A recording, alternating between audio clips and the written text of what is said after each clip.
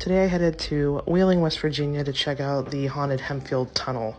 Now see, this tunnel was built in 1850 and it was built under a well-established cemetery that was in the town.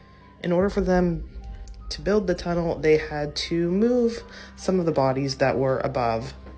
That's where it gets a bit dicey because the man said that most of the bodies were moved, but not all of them, so there are still some above.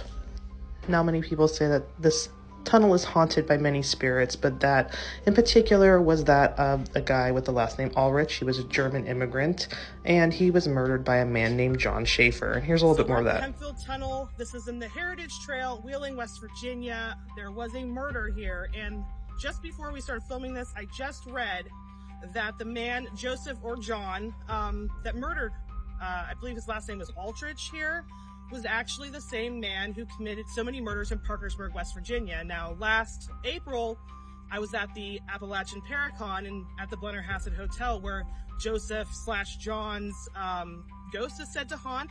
I had a friend who is a psychic medium in the community, well-respected, Christopher Lee Jansen, who saw something dark crawling around me. I felt steps around me. So it's weird, the turn of events that actually brought me here, where another one of his victims supposedly haunts. And again, there's a cemetery, the Peninsula Cemetery, I believe it is, right above us. So that just adds to the supernatural effect. So let's go check this place out.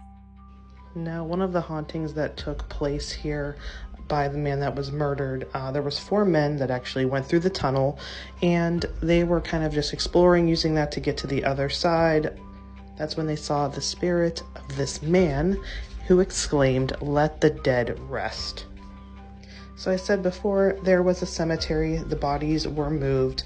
One of the cemeteries, the Peninsula Cemetery, there's actually the south and the north.